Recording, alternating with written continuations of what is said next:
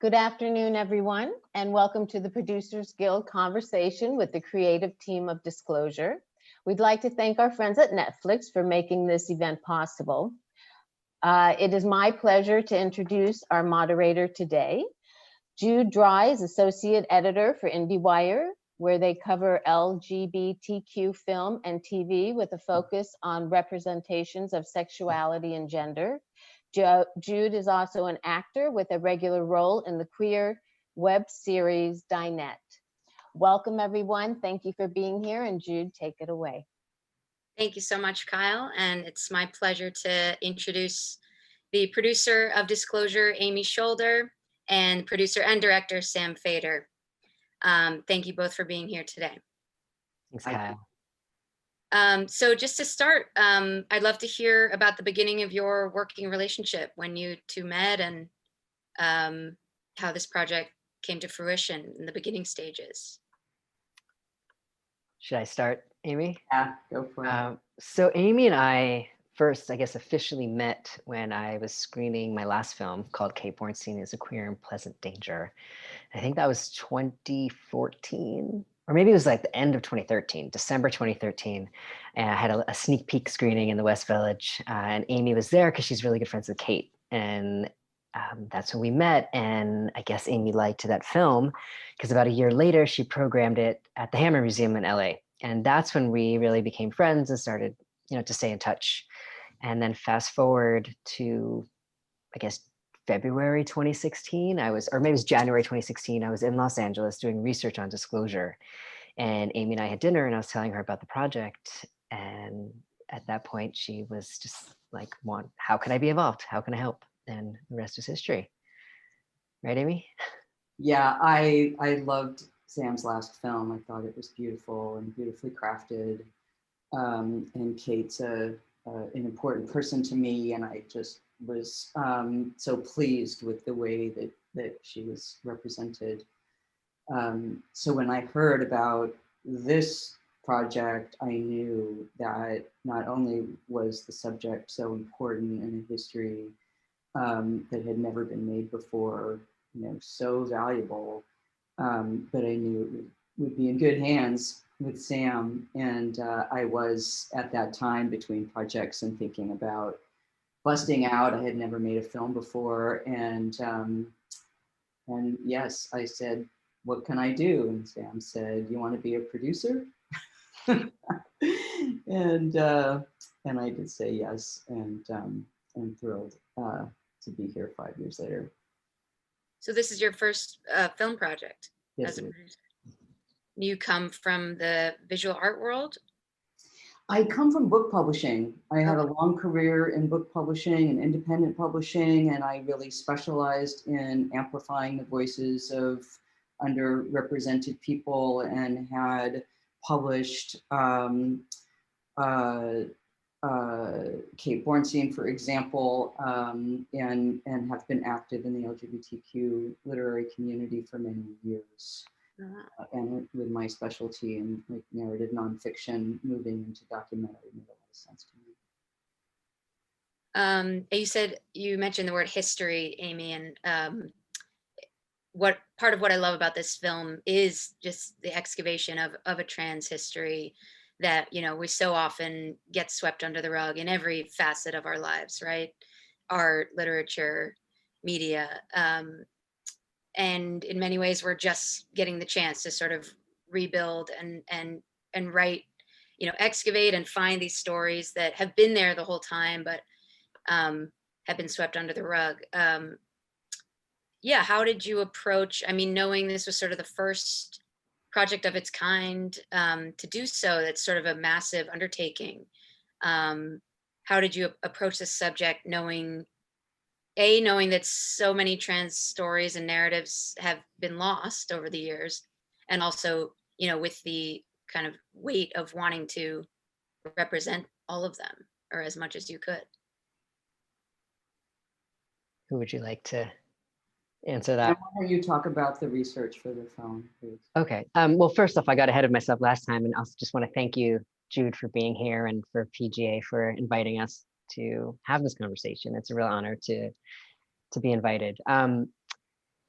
But so to your question, you know, a film like this has never been done before, and it was really essential that it be the embodiment of the change that we want to see in storytelling. And we do hope it shows a new way of seeing that all filmmakers can relate to. And what we committed to early on was, you know, in telling a history for the first time and having to collect the data that we were going to base the film on, that it had to be as inclusive of a research process as possible. And that inclusivity that began in the research, you know, has continued up into this day in our impact campaign. So on both sides of the camera, we prioritized hiring trans people and working with trans people. Everyone that you see in the film is trans.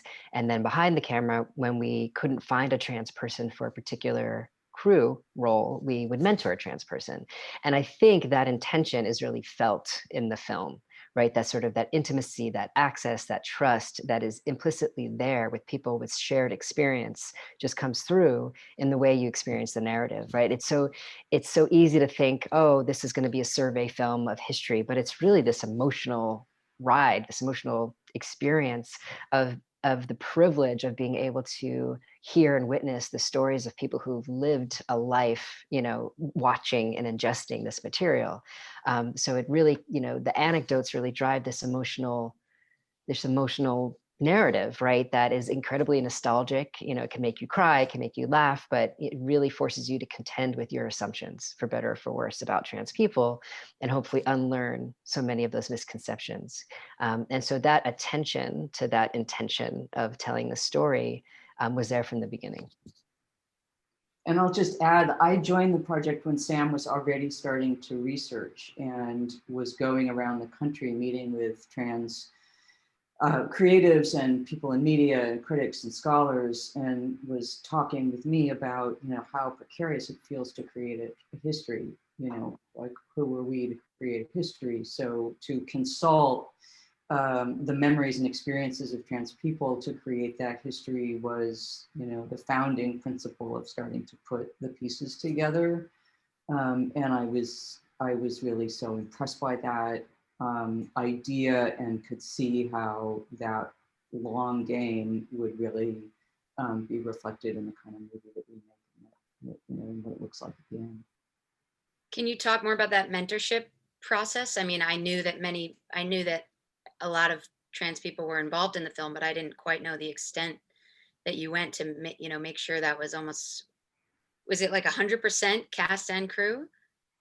There are a few outliers in there? Or? 100% cast, 100% cast are trans and non-binary people.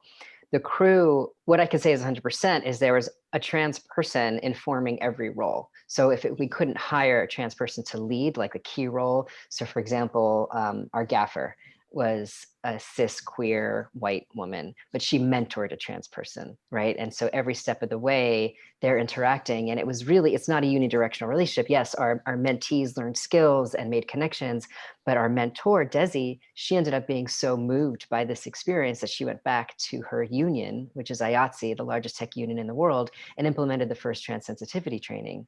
So to streamline membership, because she realized that a union might not be the most welcoming place for a trans person.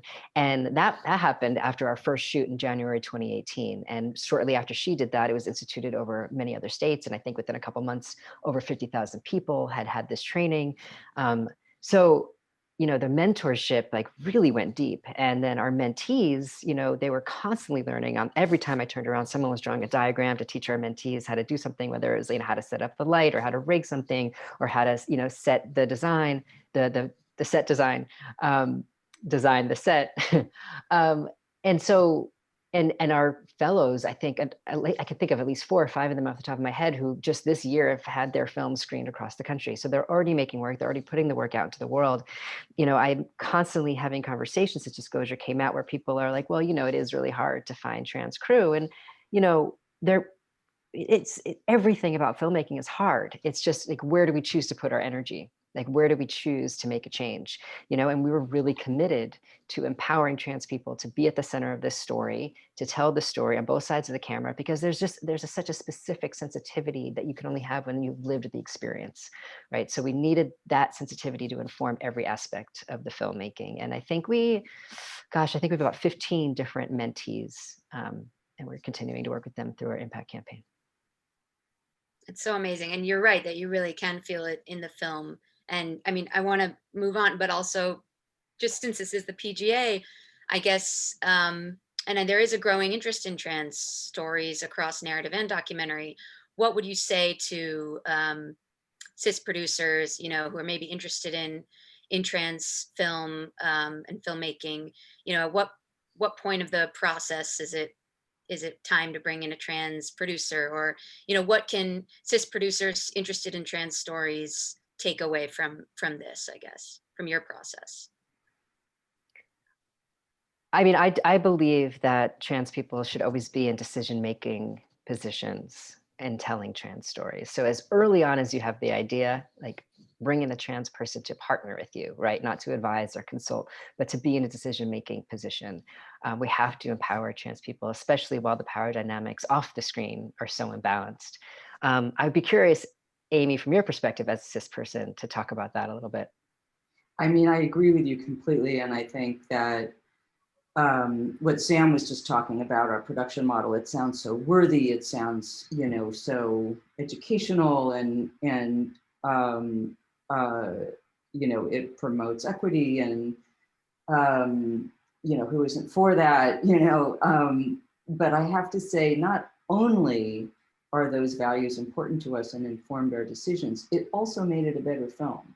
So I think for anyone who's undertaking the representation of a group that they're not part of, it will make your film better if you empower, as Sam says, not just a consultant, not just an advisor, someone to come on set, but if you empower someone, you know, community to really be part of creating those stories, it's going to be better. There's just no question about it. And when we were fundraising for our production, which was expensive because we paid everybody a living wage and because we paid our mentees, and we had this principle of looking and hiring trans folks for every key crew role that we could, you know, people would pull me aside and say, hey, don't make that a mandate. You know, you got to get the best people. And what we understood was that we did get the best people.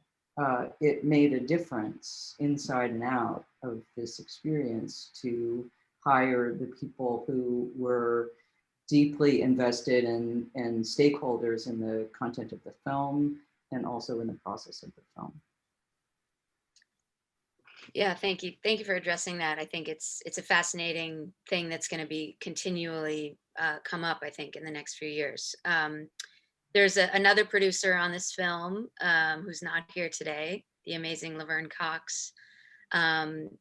I've heard the story a bit of how she came on, but for those who don't know the story, Sam, do you want to tell it again, and also just what, you know, what her involvement and presence really brought to the film? Oof. I mean, she's an incredible human. You know, she is as brilliant as she is beautiful, and she is as kind as she is accessible. I've truly never met anyone like Laverne before. And I hadn't met her until I made Disclosure. I knew of her. I had seen her around town before she was famous in New York, you know, doing a lot of activist work. You know, she was on a lot of panels, moderating or participating. She wrote for the Huffington Post. So I followed her in her mind like very closely for many years because she was really involved as an advocate. And while I was making Disclosure, certainly everyone was like, this is a perfect project for Laverne. Like, you should really work with her. And I agreed, but I didn't know how that would be possible. I hoped eventually we would be able to do an interview with her because, you know, we all know each other. So we were just 1 degree away from each other, but I wanted to wait until the right time to ask her. And then about 2 years in, I was invited to give a research presentation of the clips I had collected up to that point at Outfest Film Festival in Los Angeles, the queer film festival. And as I was giving my presentation up on stage, I went out, I looked towards Amy, who was sitting in the audience, right? Because whenever I was nervous, I would just look at Amy. And in front of Amy was this blonde with huge sunglasses on. And I very quickly realized that was Laverne. And she was just nodding along and like really engaged. And I tried not to get too nervous and tried to pretend I didn't see her, continued on with the presentation. And then afterwards, you know, we were all out in the courtyard. I think this was at the DGA, so there's a courtyard in the back. And Laverne just came right up to us and said, that was wonderful. Thank you. I learned so much. I've always wanted to make a film like this. Like, how can I be involved? And simultaneously, what had been happening with her is she had been talking to her manager about like projects like about trans history or the history of representation. Like she wasn't quite sure where she wanted to put her focus. She had been on the college circuit early on, talking about this history. And she is a historian in her own right, file cabinet of a memory. And she had been traveling a lot leading up to this day that we met, and she just happened to be in town that morning. She didn't have anything to do, and she was missing community. And she got a text from Jen Richards, who was going to be there and was going to be on the panel with me shortly after I gave my presentation. And Jen was just like, come hang out. A bunch of us are here giving this presentation. And so it was just such chance that it all came together, which I don't know, at this point in my career, having worked in so many different capacities in filmmaking, like there's just a point you learn that like when things are hard and like hard for long enough, like something's not working. And then when things work, it's just magic. That's when Hollywood magic happens, when things fall into place, when you're really in your lane and things are just going exactly as they should. And that's kind of how it has felt with Laverne.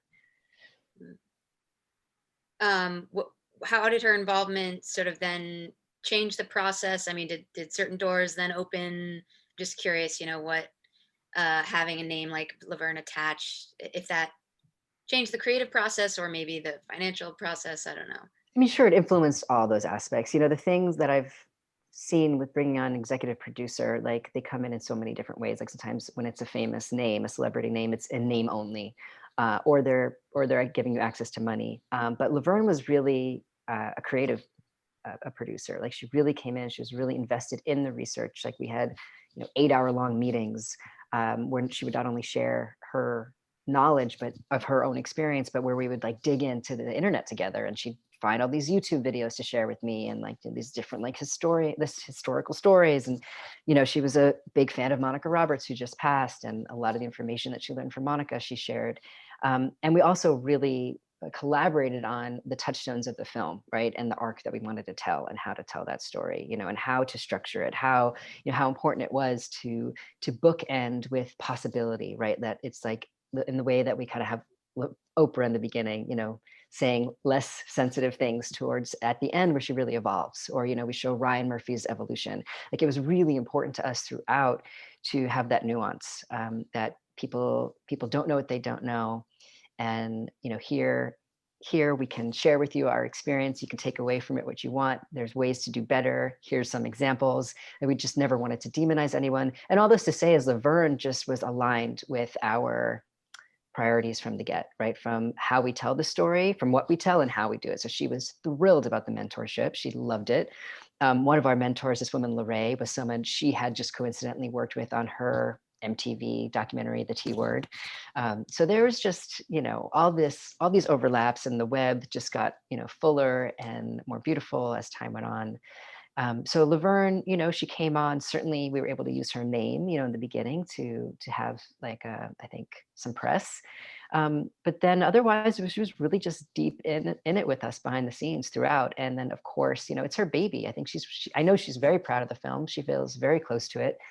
And she's, been on the virtual road with us the whole time. Unfortunately, she couldn't be at Sundance because she was shooting Shonda Rhimes' show. So she wasn't at a premiere, but we Skyped her in. And now we've been all Skyping in to everything possible. And she's done an enormous amount of press. Yeah, I loved how you framed it around the personal stories. And you talked a bit about, how that really grounds the film. And yeah, how did that come to you? How did that sort of inform the touchstones that you decided? Were there certain projects you thought you might bring in that then no one really had a personal connection to, or vice versa? So like, oh, we got to bring in Yentl, I guess, if Laverne loves Yentl so much. I'm just curious how the kind of, keeping it grounded in those personal anecdotes shaped, your choice of projects to include. That Yentl story, that came up after our first meeting with Laverne. So after we met at the DGA, we met her for lunch, and it was a 4-hour meeting. And that was a story that she shared with me and Amy. And as she was telling it, she was like, oh yeah, I was really moved by Yentl. And I was like, okay, say more. And I knew she had like a thing for Jewish guys. So I was like, really into Mandy, Mandy Patinkin. She was like, no, I really identified with Yentl.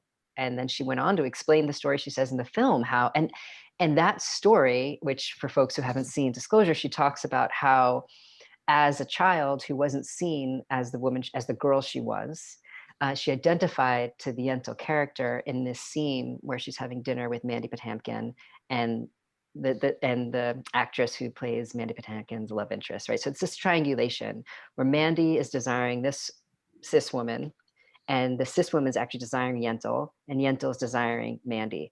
And then Barbara Streisand, bursts out into this song talking about how she wishes that he would look at her the way that he's looking at the other woman, that Mandy Patinkin could see Yentl as the woman she is rather than the boy she appears to be.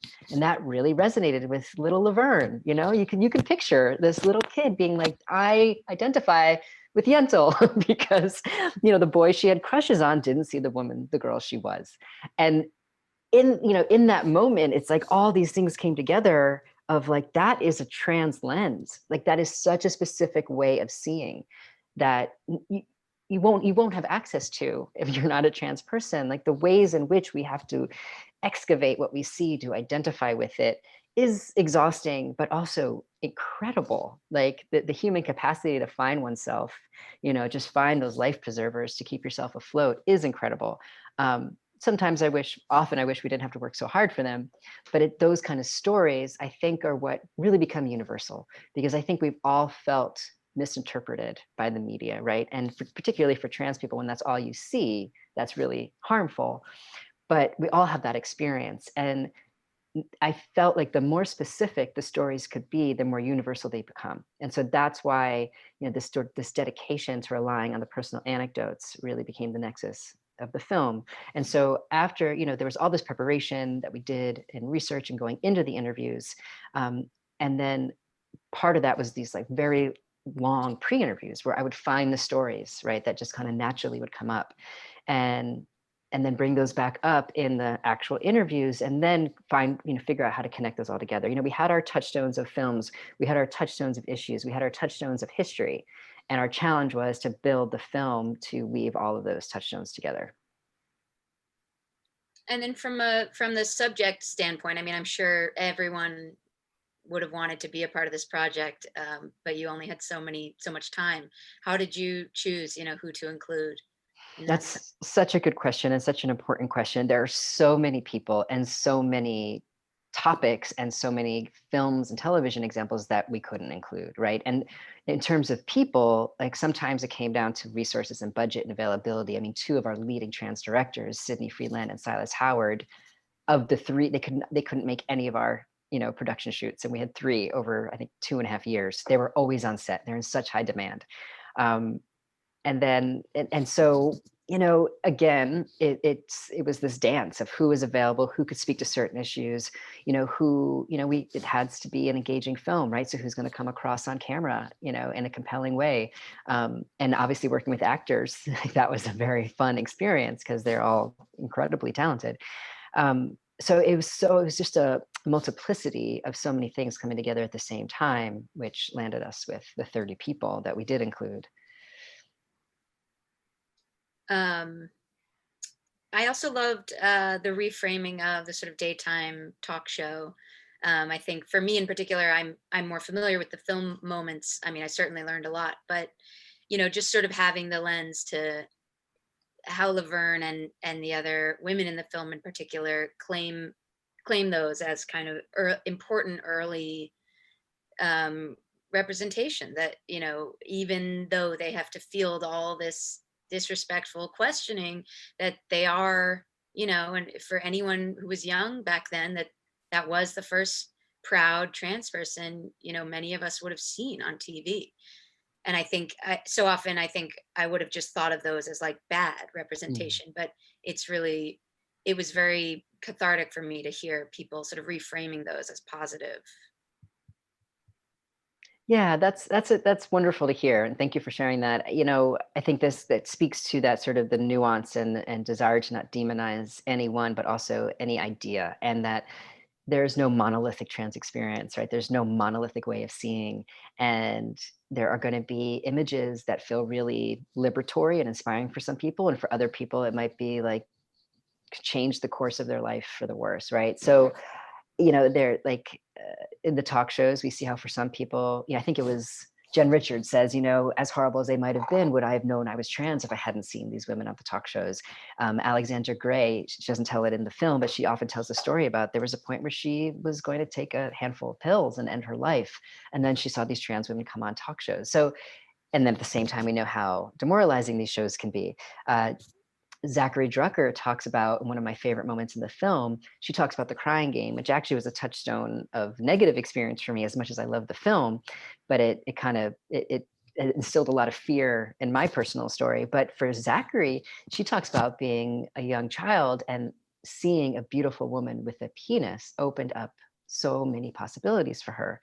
So you just never know what the takeaway is going to be. And that makes that argument of, is visibility worth it at any cost, really complicated, because you really don't know what it's going to be like for another person.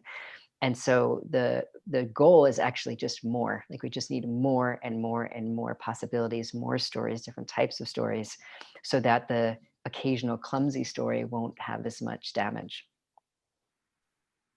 Yeah, I think that's one of the most beautiful things in the film is sort of this, this sitting in the in between of like that.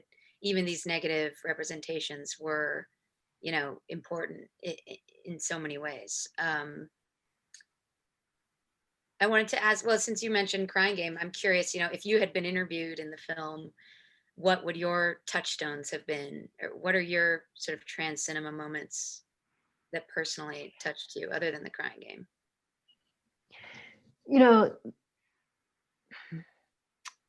It's so interesting when I really, okay, where do I start with this? This makes me think about the nuances between sort of the trans masculine and the trans feminine experiences, and they're so different, right? There's such, for so many reasons. And there's been so little trans masculine representation, but there have been empowered like tomboy representations, right? And so those were a lot of the things I kind of latched onto, like Laura Ingalls and in what was that show called? Little House on the Prairie. Loved Laura. I had a crush on Mary, loved Laura, wanted to be Laura. So there were these like tomboy girls, and that was celebrated, and that still is celebrated, right, in our culture to a degree until you hit a certain age. Joe from the Facts of Life, like, and then, like you see in the film, just one of the guys, the films we explore in Disclosure, so it's complicated because those aren't really trans characters. But at the same time, I did not really identify with Yentl. Like I saw that as a girl in disguise. It wasn't someone living who she was. Whereas, Laura Ingalls and these sort of tomboy characters were living who they were. And the other side of this question, when I'm asked, is also, I'm trying to be as honest as possible. And 5 years into the research, I don't really remember, right? I don't remember what I saw and what I've learned now and have kind of inserted into my memory. It was hard to sit through this material for so many years, no doubt, but there was also something really empowering and validating to have this material, right? And to be able to say to the world, look, it's here. Like, not only is there history, not only have we been site of fascination for storytellers for so long, but also here's some of the transphobia, like the things we say we feel and experience. We're not just being oversensitive. We're not making it up. We're not the only ones who feel this way. Like, here's actually a lot of information supporting these feelings. And that was really validating. And that felt good in a weird way. Mm. Yeah, and something, in my review, I compared the film as sort of the next chapter of The Celluloid Closet, but also that got me thinking about how, for so often the T was sort of like tacked on to the LGB, right? It's like lumping it all in with queer cinema, and that what this film really does is sort of, because I'm sure they mentioned Crying Game in Celluloid Closet, but they don't? Okay, maybe not then. but that's sort of like that a tomboyish character, or that sort of claiming of certain stories as trans versus just queer, or, you know, parsing through, which I think is something our community has been doing for a long time, but it's just, it's so fascinating to see it done on screen and done so well. And really just like claiming some of these stories as trans stories rather than just existing in the sort of larger queer cinema canon. I mean, I think it's tricky, and I'd love Amy to speak on this too. And I think it's tricky to claim anything really, right? Because things change. And again, the ways, ooh, I'm getting an echo. Are you all hearing that too? Yeah. Hello? Okay, maybe it's better. All right, I'll try again. The ways in which we see change so much, and from which perspective, and who's telling it and who's watching. And so to claim an identity can be tricky, and it changes, right? Language changes. The way we understand transness now is going to be different in 5 years and was different 5 years ago. So I think that is also why we wanted to rely on personal anecdotes, right? Because those are people's lived experiences, and that's not going to change. The way, the stories we share are our stories. And so,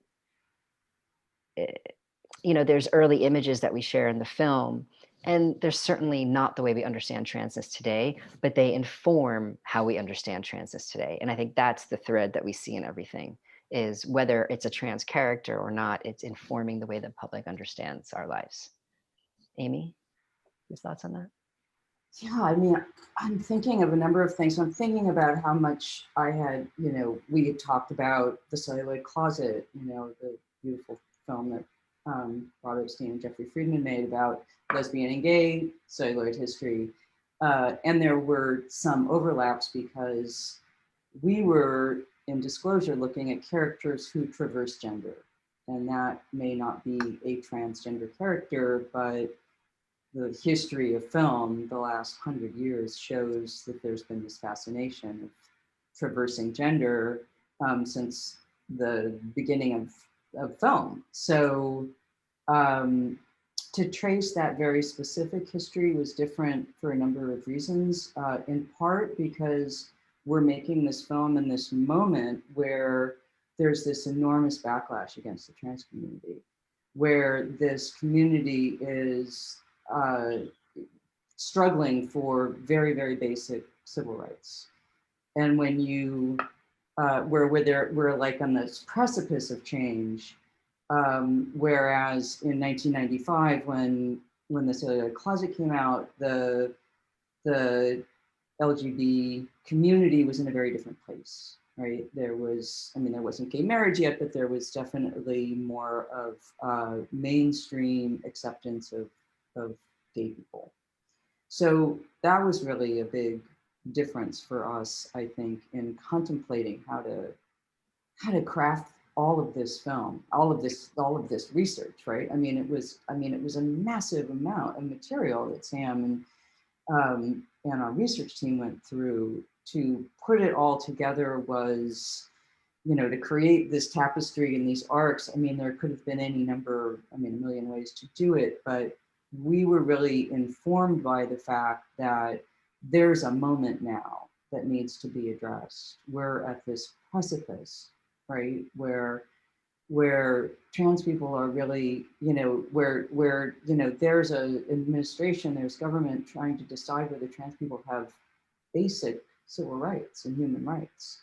So to talk about and to bring out where stigma comes from, where stereotypes come from, it's so important. It's not only an exercise for film lovers to appreciate kind of a fascination that is 100 years old. It also shows that if these are the only images that you have, that's what people know. 80% of people think that they don't know a trans person. The only stuff they know is what they've seen on their screens. So what have they seen and how has it changed? And that history is nuanced, and there's been progress, and then there's been, tired jokes used over and over and over again.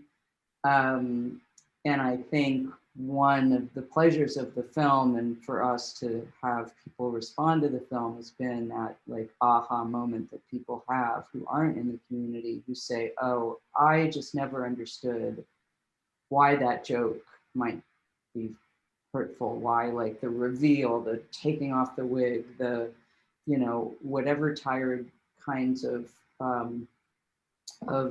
narrative play happens to reveal a trans identity in an average sitcom. You know, I mean, once you see the harm of that, once you see it from a trans point of view, like you can't unsee it.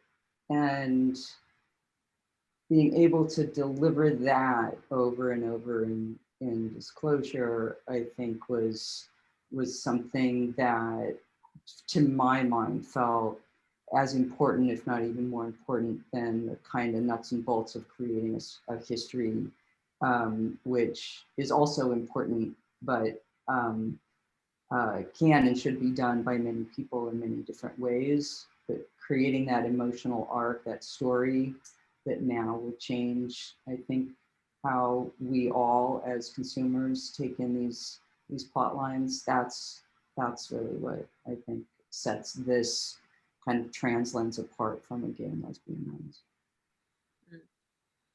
lens. Just to wrap up, as I also said in my review, I mean, this film sort of also adds to the trans cinema canon as it, you know, presents such a vast and important sweeping history of it.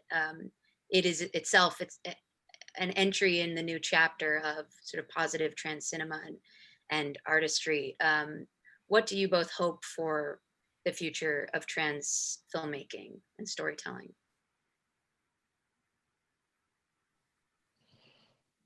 Ooh, I hope that trans people are given, you know, decision-making positions. I mean, I think that's just what I keep going back to. I hope there are more fellowships and mentorships available to trans creators, no matter what age they are. I mean, any marginalized person understands the experience of not feeling welcome, right? And it's, if there's an interest in telling trans stories, like I'd like to think of it as like you want to throw a party, right? And you're interested in telling and having trans friends there, right?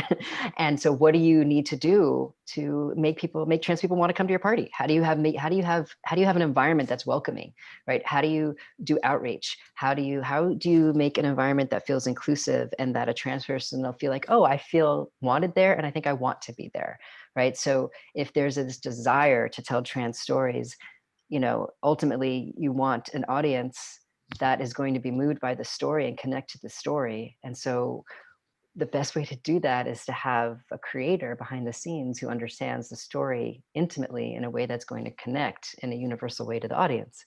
So what I hope to see is the empowerment of trans content creators. And you know, casting is obviously very important. We make a strong case for that in Disclosure, but it has to happen in the beginning. Like from the moment of conception, a trans person has to be part of that conversation. I want to see more. I want to see stories that, you know, what the thing I love most about being trans is that transness, that every single identity overlaps with transness, right? Every age, every race, every ethnicity, every religion, every gender, every sexuality, any identity you could think of, there is a trans person. And so the stories are endless, right? The audience is endless. The communities that can be reached through telling a trans story are endless. Like, so the beginning and the end being placed on the trans body, you know, the medicalization, the transition narrative, that's over, right? Let's now look into like, what is this experience of being trans that is so fascinating to people, right? And let's go beyond just the body and really like dig into this creative, this wealth of this pot of gold of trans creativity, right? Because you know, the thing about being trans is you're forced for so long to really look to be introspective and to really think about your place in the world and to make these decisions about how you want to put yourself in the world and navigate the world that not everyone has the privilege to spend that much time doing. And I think that, you know, unique lends itself to such incredible storytelling. Amy, anything to? Um, You know, I think that you know, assimilation is always overrated, and and I think you know, trans stories, trans experience, as part of the human experience, just is one more way of showing that, you know, you know, people who happen to look and feel like those in power and dominant culture, you know, that's not necessarily aspirational for everyone else. And I think, you know, we're all more free when we feel less inclined to do that. I'm getting an echo. That's a So, good place to yeah. wrap. Thank you both so much. Amy Scholder and Sam Fader, producers and director of Disclosure, which you can stream right now on Netflix. Thank you very much for joining us. Thank you. Thanks, Jude. That was great.